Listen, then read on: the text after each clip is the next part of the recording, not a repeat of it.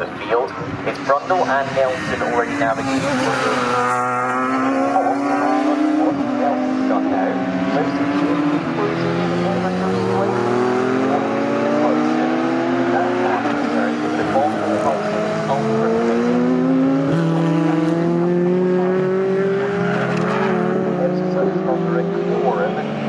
That gap the line, which is that little bit easier. He got the pivot done earlier on in the corner, which allows Liversidge back on the power, and the top two are well and truly locked in a battle as they come across the line for the first time. Just 0.4 of a second between them. Liversidge quicker in both sectors 2 and 3 on that previous lap, so it was only the start that went against them. And as they rocket through turn number 1 and onto the brakes at the Wilson hairpin, the gap comes down once again. The top two running together at this stage, as we expected. Chalice is up a good spot in amongst all of that. And Robert Gilman, despite dropping all the way to the tail of the field on the formation lap, is actually only down one position from where he started. He's just got a little bit more work to do than he would have wanted. Good start too for Peter French, the 99 Caterham Super Light, the orange one. The only one out there, finds its way up 3 positions and into 9th. Top 2 out of Agostini. Next up is the left-hander of Hamilton. Has Barry Liversidge got an answer to Hudson out front?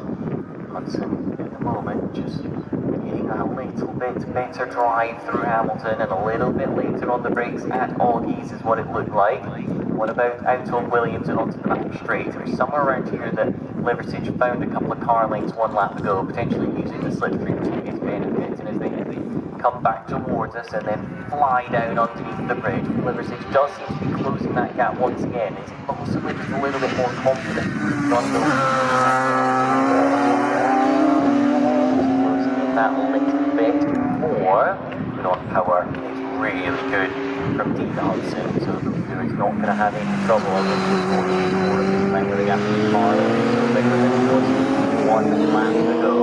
Top 2 stay very much in that order for now. Is anybody challenging for a position further down the order becomes the next question. What we see is if French is running behind the Civic of Bartley, at least for now.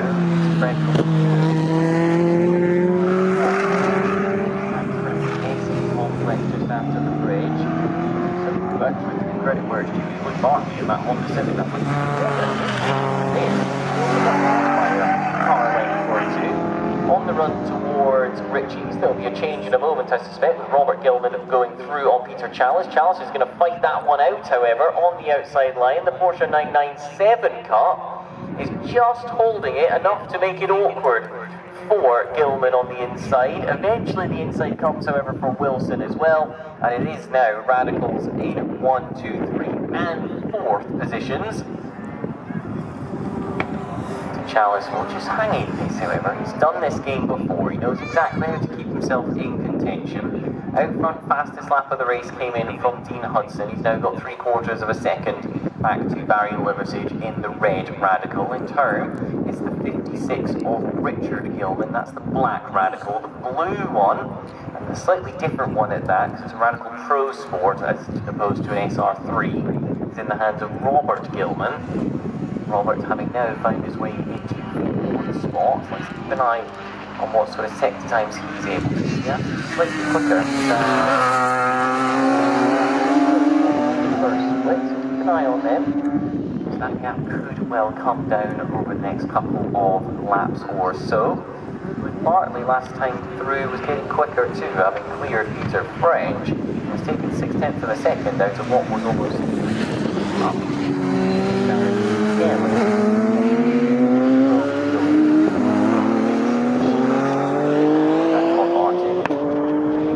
Very comfortable, it should be said, in the 330 car just up the road from them. Is there a response this time around from Barry Liversidge? Yes, there is. Up to the first corner, the top 2 go. And whilst the gap opened up at first couple of splits, Liversidge was stronger, much stronger actually, relatively speaking, when compared to Dean Hudson in the final sector, and so the gap, purple lap, comes in 1:54.2 for Barry Liversidge. It was also a 54.2, a slightly longer one for Dean Hudson out front. The one Palmer onto that short sprint once again.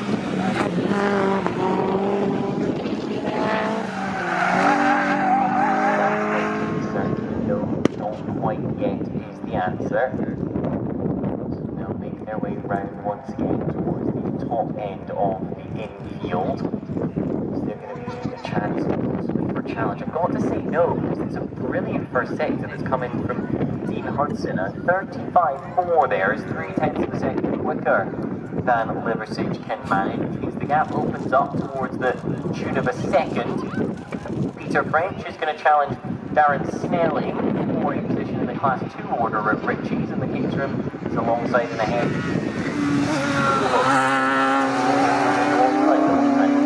French getting it done with a flowing line through there. It puts him, of course, up a position into 8th. French running in the S7 class on his own means that Darren Snelling still holds on to a Class 2 podium for now, as the Radicals are once again accelerating just for a brief moment out of corner before you get back onto the brakes for Murray's corner. If an opportunity is going to come, and there'll be a mistake somewhere, back onto the rear tyre, because once again they're very, very evenly matched over the course of the lap. It was a 53.7 for Dean Hudson, a 53.8 for Barry Liversidge. So he wants to find just a little bit more, but he doesn't need a huge amount more in order to challenge for an extra spot here.